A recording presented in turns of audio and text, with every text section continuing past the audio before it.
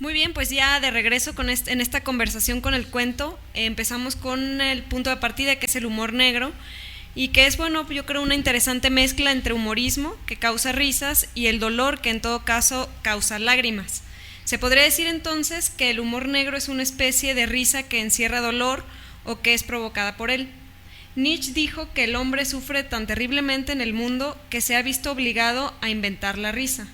Probablemente entonces sea el resultado de un mecanismo de defensa y detrás de ella se regodea con cinismo el humor negro, ese que no tiene reparos en soltar la carcajada interna o externamente ante una desgracia. Aristóteles, por otro lado, decía que hablar de un humor negro es redundancia, pues todo humorismo tiene su negrura y que se diluye o acentúa de acuerdo al conflicto en cuestión. El humor negro como estrategia narrativa lo puedo concebir como una especie de vínculo que el escritor crea entre él, la historia y el lector, pues a veces en la desgracia es más fácil lograr una identificación. No creo que se hable del humor negro como un elemento aislado en una historia, es más bien una capa densa que encubre al texto, desde el lenguaje que se elige, los personajes que se dibujan y por supuesto la historia en general y la forma en que se cuenta. Un elemento fundamental, yo creo, que interviene en este tipo de historias es el final, que es el punto en el que se desplaza esa sátira ante la desventura. En el cuento La subida al cielo de Roald Dahl, el humor negro es el hilo conductor, al igual que en el resto de historias que reúne el libro Relatos de lo inesperado. Nos cuenta la historia de la señora Foster, una mujer de la tercera edad que padece un miedo patológico a perder aviones, trenes, barcos y cualquier actividad que implique un comienzo a un horario determinado. Su esposo tiene una forma de relacionarse con ella un tanto sádica, pues disfruta provocando retrasos cuando sabe que ella está ansiosa por llegar a tiempo a uno de estos eventos, incluso al teatro, por ejemplo. La pareja vive en Nueva York y cierto día la mujer planea visitar a su hija en París durante 6 semanas. El intento de viaje se convierte en una odisea en donde el tiempo es un gran detonante.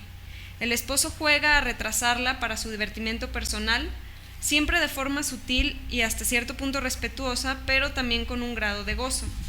La narrativa está cubierta por un humorismo salvaje que provoca desesperación en el lector, unas ganas de seguir leyendo para saber de qué forma se resolverá la intención del esposo, que si bien disfruta su parsimonia ante la prisa de la mujer, tampoco se puede decir que su finalidad en la trama sea evitar este viaje, una contradicción que hace aún más atractiva la lectura.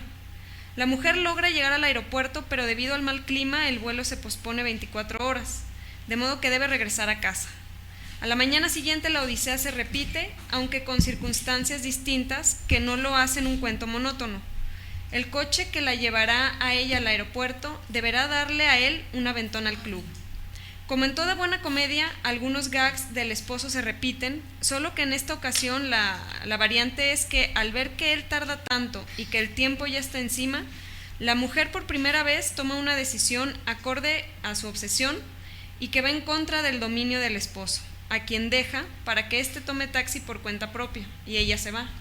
El viaje ocurre sin mayor complicación, pero a su regreso descubrirá que esa decisión de haber dejado al esposo le costará un final de locura e infortunio que, dadas las circunstancias y estructura narrativa, se inclinan evidentemente hacia el humor negro. Un final que da una sacudida y que el lector disfruta por la fuerza que tiene en ese dolor escondido, en una risa, pero que también lo hace sufrir por y con los personajes. Esto fue, la recomendación es el cuento La subida al cielo de Roald Dahl.